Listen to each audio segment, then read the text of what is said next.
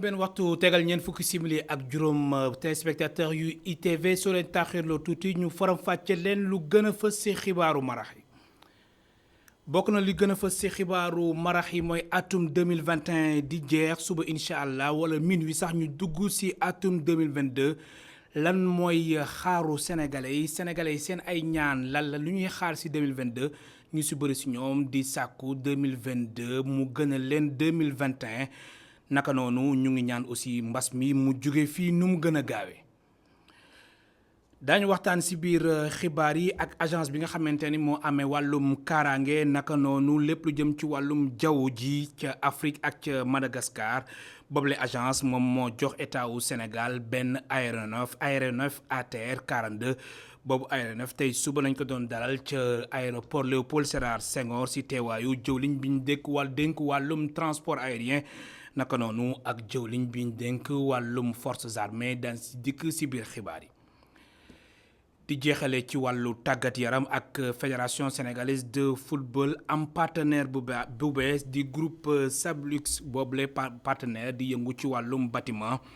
li ni mel nag dina dimbali bu baax a baax équipe nationale bu Sénégal loolu la Augustin Senghor xamle di président de la fédération sénégalaise de football ak Abdoulaye Seydou Sow di jëwliñ guñ dénk wàllum urbanisme soo leen taaxile tuuti ñu faram fàcce leen lu gën a fës ci xibaaru marax yi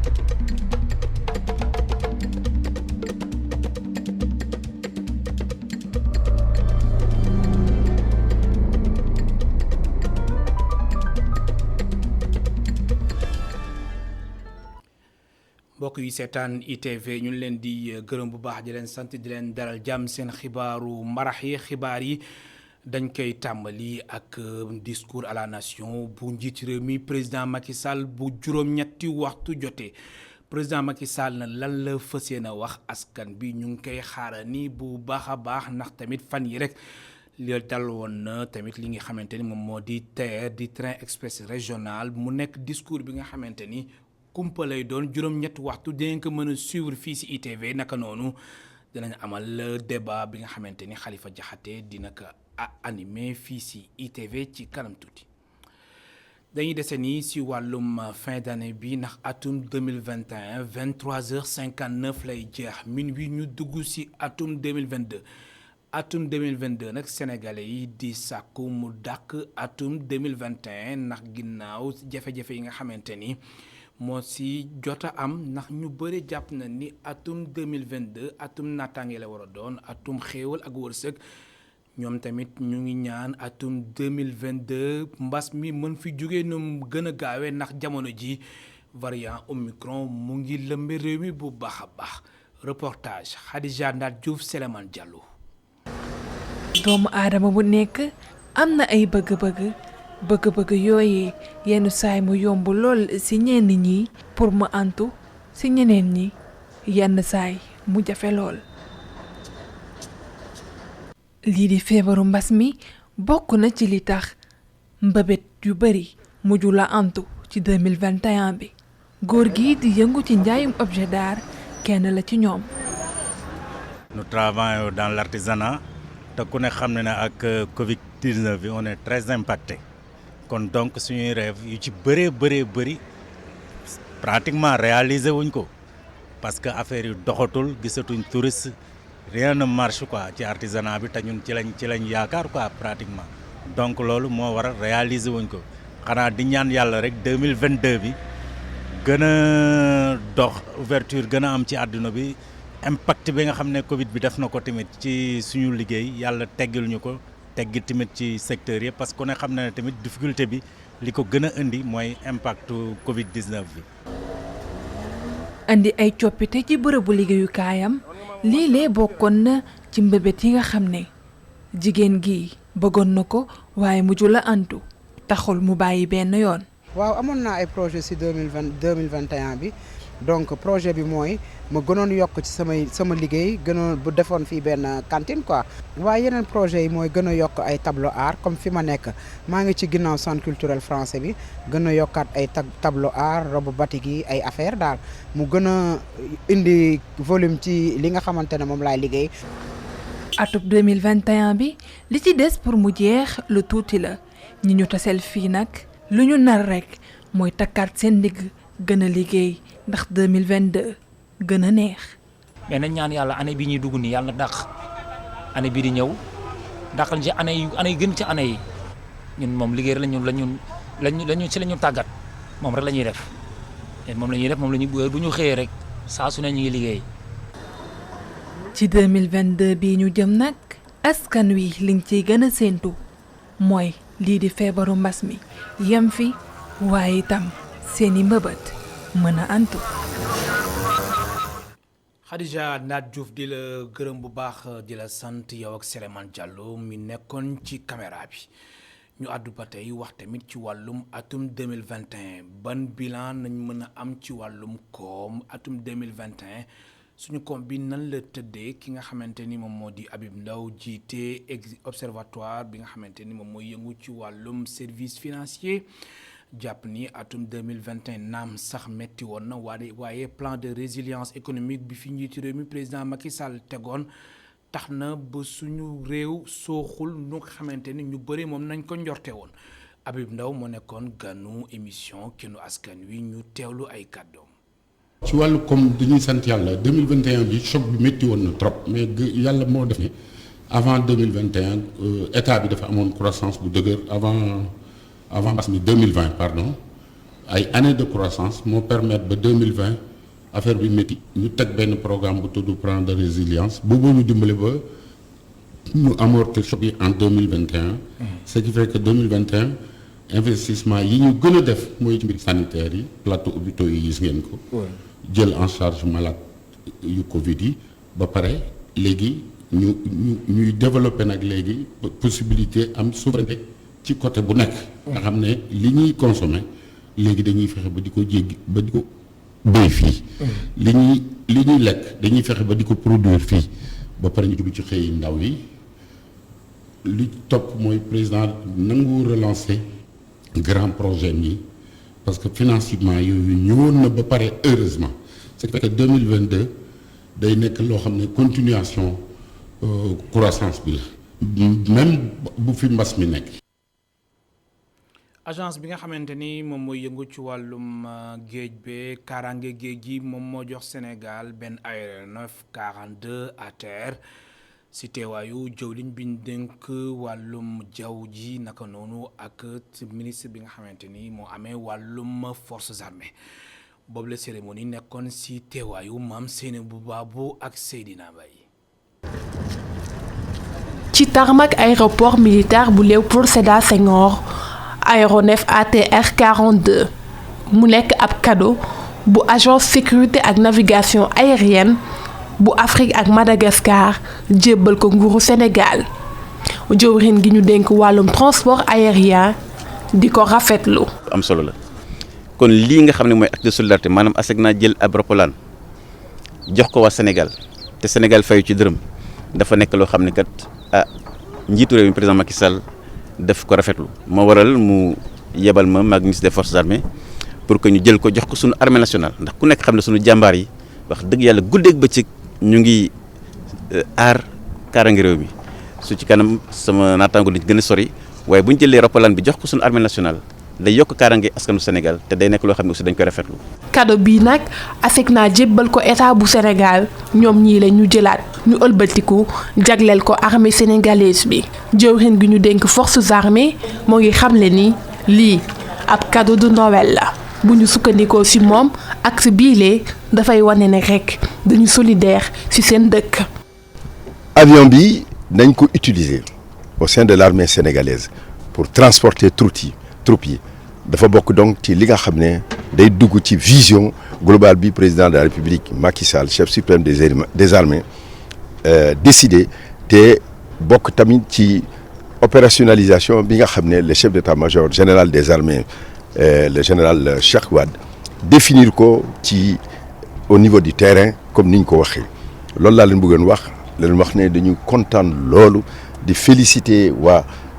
ASECNA notamment le directeur général. dogal bi nga xam ne ASECNA jël na ko muy may état bu Sénégal aéronef nekk na loo xamante ne conseil d'administration bi ñëpp ci ànd bu ñu sukkandikoo ci seen directeur di fàttali ne rek aéronef bii nag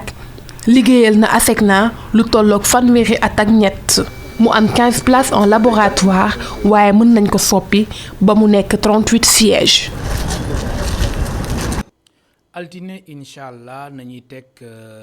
xeer bu njëkk jëm si port bu Ndayane moo tax directeur général bu port autonome de Dakar ànd nag maire bi nga xamante ni moom mooy maireu Yène Diass ak tamit Toubab Dialaw demoon fa xool tamit mbir mi nan la fa tëddee ndax lépp yem na ndax njiitu réew mi altine incha allah ñett fan si weeru janvier dina ko dalloo amal li ñuy wax pose première pierre. Ababacar Seddex Bey ay kàddoom ku ka taataan di Mountaga Kane nekk suñu correspondant ca Mbour. buñ la dénkee projet bu day nii wala sa xel di dal nga tàmbali ko gis muy dem parce que vision au président yaatu na yaatu boo xam ne buñ ko defee moom ni mu ko bëggee waxuma la jeunesse su xale yu Popenguine wala Ndayane wala Diass wala Yène mais population wu Sénégal mais aussi population wu Afrique projet bi day tombé président war a jël présidence de l'UA mu mel ne projet bi da koy gunge parce que ni mu ko tabaxee ni mu ko ambitionné mooy nekk loo xam ne day tijji Afrique ci àdduna ci jënd ak jaay àdduna li gën a tax nag suñu koom-koomu réew yi sooxe mooy que lëkkaloo bi ñu namm ci ànd ak waa Europe ànd ak waa Amérique di jënd ak ñoom di jaay ak ñoom dafa des dafa mel ne li ñuy jënd ci ñoom moo ëpp lool li ñu leen di jaay. mu nekkoon Ababacar Seddex Bey directeur général bu port autonome de Dakar. ñu dem ca fi nga xamante ni moom moo di Diamniadio ndax ministre bi nga xamante ni moo amee wàllum urbanisme hygiène publique naka noonu ak logement di Abdoulaye Seydou Sow moom moo doon jox ay décoration agent wom yi nga xamante ni ñoo nekk ci ministère ministre bi tamit profité si occasion boobule wax tamit lan moo koy xaar ci atum 2022 ci ci département ministériel am ñu teewlu ay kàddoom ci micro Babacar Seck. président Macky Sall mu sant ma tey ci ñi nga xam ne ci ministère de l'urbanisme dañ doon liggéey ñu delloo leen njukkal delloo njukkal boobu dafa am ñaari signification première signification ñoom seen liggéey bi ñu def ba seen ñëpp reconnaître liggéey bi ñu def ci seen service ba defal leen médaille yi man mii ministre de li ngeen am nii mosuma ko am sama àddina te maa ngi ciy xeex guddeeg bëccëg pour ñu tabal ma lii ñu leen di tabal loolu nag dafa am valeur ci yéen mais dafa am valeur aussi ci xale yu nga xam ni ñu ngi commencé seen carrière ñu xam ne àddina du utum koppar rek ak utum daraja am na ñu bëri fii liggéey bi ñuy def ñuy wax ni Ablaye Sow ou bien Victorine Ndeye ou bien Abdoulaye Gueye ou bien directeur de cabinet ou bien DG yi ñi ko def ñu ngi ci suuf ñu ko def guddeeg bëccëg ñu ngi sacrifié wu te liñ ci am néew na ci alal waaye alal bi gën a rëy ci àddina mooy réew mi ñëpp d'accord ni am nga liggéey ba ñu defal la reconnaissance bu toll nii loolu message boobu nag moo ëpp solo ndaxte àddina lu weesu na rek dañ ciy jàngat pour ëllëg moo tax ma bëgg xale yu nga xam ne ñu ngi commencé seen carrière jàngat ci ñii xalaat ni bés bii dina ñëw. Fédération sénégalaise de football di waajal bu baax a baax Coupe d'Afrique des Nations bi am ca Cameroun di tàmbali juróom-ñeent fan ci weeru janvier atum 2022 moo tax ñoom tey ci suba xaatim nañ benn lëkkaloo ak tamit convention seen diggante ak Sablux di yëngu ci wàllum construction bâtiment boobule contrat nara mat 1 an ndax waa boobule entreprise dafa fas yéene jàppale équipe nationale bu football nekkoon ci teewaayu Pape Madiakhate Sarr Moussa Fall. Fédération sénégalaise bu football di wéy di dox ay jéego ngir am ay partenaires ay fan rek laata Coupe d'Afrique des Nations bi yoon ñu xaatim ko ak entreprise bi yëngu ci wàllum tabax di Sablux mi fas yéene ñëw jàppale li nga xam ne moom mooy football bi. dañuy wax équipe nationale mais li ñu bëgg mooy football bi football bi lépp parce que y a les ligues nationales y a les petites catégories, y a tout. Donc c'est le football dans son ensemble que nous voulons loolu lañ bëgg moo lañ bëgg a jàppale mais dañuy door nag ku ñuy wax door bu ne ci benn lay commencé bii mooy benn bi li ci des incha allah dinañ xool naka lay doxee ëllëg ci biir. Maître Augustin Senghor di rafetlu partenariat boobu nga xam ne benn at la waaye mën nañu ko renouveler moom patron football sénégalais bi ne loolee dafa ñëw ci jamono ju ñu ko soxlaa. À quelques encablures d'un événement important qui est la prochaine CAN. ay fan yu néew des ngir ñu amal compétition bu gën a mag ci dëndub Afrique ñu koy amal ci at moo xamante ni at mu am solo la ci wàllum football ndax dinañ ci waaj éliminatoire coupe du monde beneen coupe d'Afrique tamit dinañ ko ci waaj mu war a am ci Abidjan ci atum 2023. Mais nous voulons en faire une année de football de l'excellence. Ministre de l'urbanisme di Abdoulaye Seydou Sow doon it vice-président ca FSF daat cay jaarale ngir sàkku booloo ci ginnaaw gaynde yi ay fan laata Coupe d'Afrique des Nations bi. Mettons de côté nos petites querelles de personnes. nañu jël lépp li nga xamante ne ay wujje la ak ay xeex ak i xuloo ñu tegee ko de côté ngir mën a jël lii di Coupe d'Afrique bi ndax fu mu toll nii loolu kese laa gis ne moom moo nekk li nga xamante ne mën nañoo baare ba CAN bi du ñëw fii ci Sénégal lu ci des nag nañu boole xol yi tàppe ko te ñaan rek Coupe d'Afrique bi ñëw fii ci Sénégal. À travers le travail qu'ils ont effectué, nous montrer que le seul chemin qui vaille c'est le chemin du travail. waykat bii di El Hadj Diouf teewoon ci cérémonie bi daldi cay jaarale ngir fësal woyam gu bees gi mu jagleel Sadio Mané ki ay ñoñam ñi nekk ci yoonu Cameroun.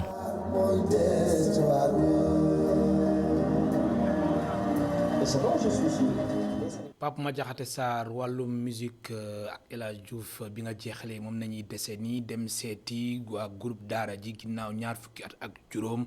xamante ni ñuy bay waar si rap bu Sénégal waa groupe Daara ji fan yi la génne woon nañ ci li nga xamante ni mooy Woman ak Balma ñoom nañ demoon seeti xool nañ nañuy préparé 31 décembre bi ndax tamit ñoom kenn demul ñu des si teewaayu Abdou Khadim Thiam Augustin Mandan. ñuy waajal bu baax njeexte at mi Daara ji famille di dikk ay soppeem lu mucc ayib ñoom ñu jàpp ne am na ak coppite ci ñu ñuy amalee lii di ay concert ci bu at mi di waaj a jeex. waaw daanaka concert yi léegi am na benn avancement bu mu am parce que léegi di nga mën a def concert présentiel nit ñi toog nga def concert nit ñi fekkee ko mais mën nga aussi def sa concert àdduna bi ñëpp di ko seetaan ci xarala yu bees yi donc loolu aussi bokk na loo xam ne coppite la bu ñu indi ñun ci suñu wàll boo xoolee concert bi ñu mujjee def institut français am na ñoo xam ne dañu nekk seen kër mënoon nañ ko seetaan sur YouTube wala ci réseaux sociaux yi sur Instagram donc loolu mooy wane ne que vraiment côté boobu am na avancement programme yi nag bari na mais yaakaar naa ni Sénégal am na vraiment di nga mën a am tànn boo bëggee dem ay concert donte que ñun daanaka ñun li ñuy def peut-être concert boo ko xoolee ci Covid bi mu amee léegi bariwul mais on réussit fexe nañ ba nga xam ne ci wàllu xarala yu bees yi dinañ mën a def ay concert même bu fekkee ne nekkul en présentiel. ñu commencé di wan lu bees tàq seeni soppe ak way yi ñu génne bu yàggul dara muy Woman ak Balma ay way yoo xam ne jigéen ñi lañu ko jagleel.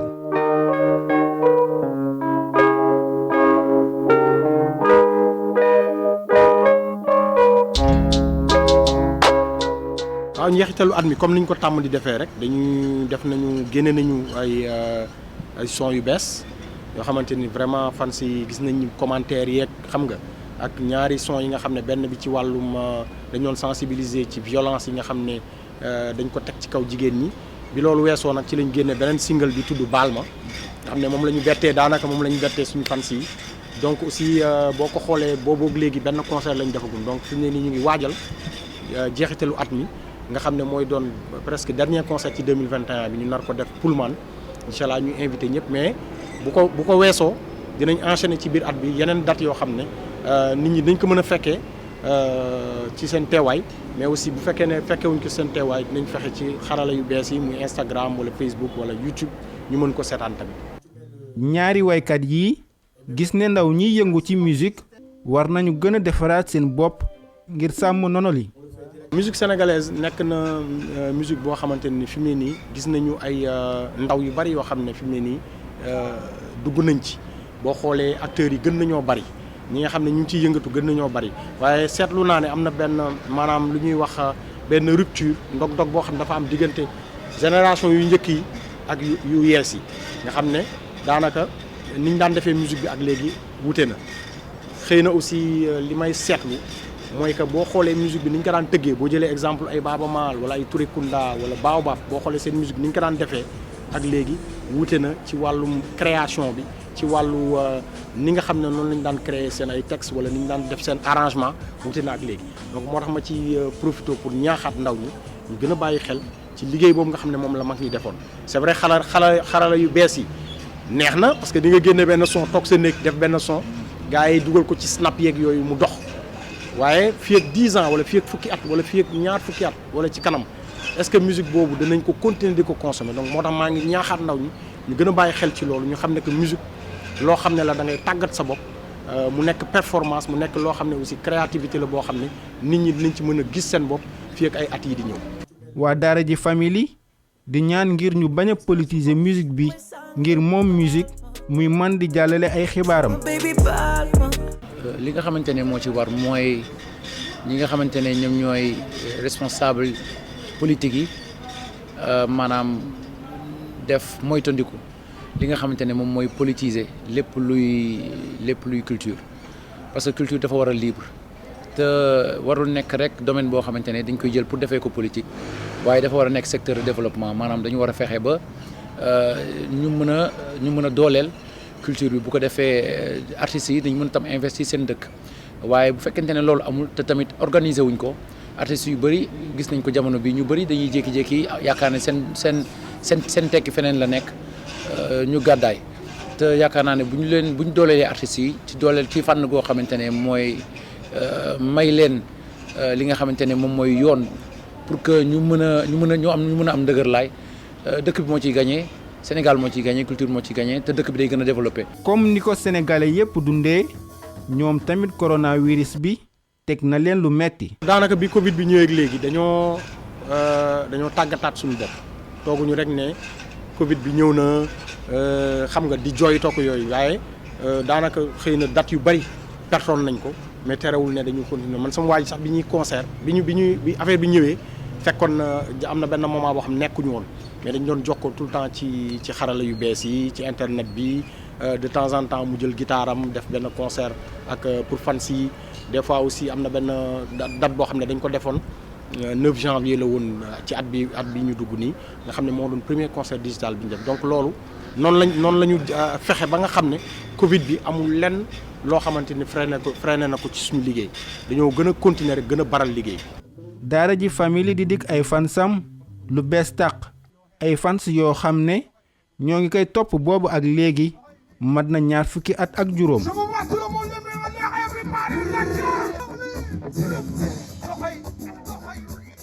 Abdou Khadim Thiam di la jaajëfal bu baax a baax yow ak Augustin Mandan bi nekkoon ci caméra bi wàllu musique nañuy dese nii dem ca Radisson fekk fa Boubacar Diallo DJ Boubs man lay nuyu ndax foofu Omar Pène mu fay waajal concert bu am solo. dëgg la El Hadj Malick ñoo ngi lay nuyu te di la siyaare di la ñaanal atum jàmm di la ñaanal atum salaam di la ñaanal atum xewal di la ñaanal atum sutura di la ñaanal atum wérgu yaram maa ngi nii taxaw ci kaw piscine bu hôtel Radisson Blu Dakar ci kaw piscine bi nag boo koy gis nii li nga xam ni moom moo di scène bi moo fi nekk nii ci kaw scène bi nag lan moo fi waaj a xew moom mooy le grand spectacle de Oumar Pène et le Super Diamono pour tëj li nga xam ni moom moo di at bi ngir tëj at bi nag Oumar Pène ak Super Diamono ñoom la war a hôtel Radisson Blu Dakar jël àndandoog ITV àndandoog ñëpp war a fi def nag benn spectacle boo xam ni c'est à guichet fermé Oumar Pène jaay na billet yëpp Oumar Pène jaay na billet yëpp Radisson jaay nañu billet yëpp ba noppi fi mu nekk nii ku nekk dañ la defal sa réservation ci réservation bi ñu defal la ci sa tur defal la sa table yaag sa njaboot yaag say doom yaag say xale yaag say famille yaag say yaay yaag sa bàjjen yaag sa tante ñëpp def réservation yi nga gis ni ñu ko aménagé nii waaw El Hadj Malick nga gis ni ñu ko aménagé nii pour que soirée bi doon soirée bu exceptionnelle ci fi nga xam ni moom moo di Radisson Blu Dakar kon daal juumuñu Omar Pène mi nga xam ni moom la ITV àndandoo ak Radisson Blu daal di jël ñu daal di ñëw sur la scène sur la piscine du Radisson Blu am fi nga xam ni moom moo di géej gi ci suñu ndeyjoor taxaw ci kaw piscine bi Omar Pène war a yéeg ci kaw piscine bi daal di fiy def benn soirée bu spéciale daañu am tamit discothèque ak DJ Abdel nag mooy le DJ résident bi nga xam ni moom moo nekk fi nga xam ni moom moo di hôtel Radisson Blu Dakar alors moom tamit dina fi def spectacle bu doy waar daañu def décompte bi bu minuit di jot 23h55 daañu jël antenne bi ci Khalifa Diakhaté defal leen décompte bi defal leen le grand spectacle yóbbu leen 2022 incha allah mbokk yeeg xarit yi ñoo ngi leen di nuyu te di leen siyaare di leen jox di daje ci kanam tuuti dans le journal en français Aladji Malick jërëjëf. DJ Boubs yaa may dégg DJ Boubs. waaw maa lay dégg Aladji Malick. alors fan yi da nga amaloon entretien exclusif ak Omar Pène si 2022 muy fêté 50 ans am alors lan mooy particularité soirée Omar Pène concerté bi particularité bi lan la exactement. particularité bi mooy fii Omar Pène musu fi tëgg tey lu tax mu am solo ki nga xam ne moom moo di ITV moom moo ko dox ITV moo ko dox ko ba Omar Pène lëkkaloo ak Radisson daal di ñëw def fi soirée bi nga xam ni moom moo fi am muy soirée Saint-Sylvestre muy soirée 31 décembre nga am géej gi ci sa ginnaaw am reer boo xam ni buffet bu mag boo xam ni le chef Assane moo imaginé le buffet nga xam ni da ngay am lekk yoo xam ne lekku New York la da ngay am lekk yoo xam ne lekku Asie la da ngay am la mer maanaam géej gi fi nga xam ni moom moo di ci taabal yi da ngay am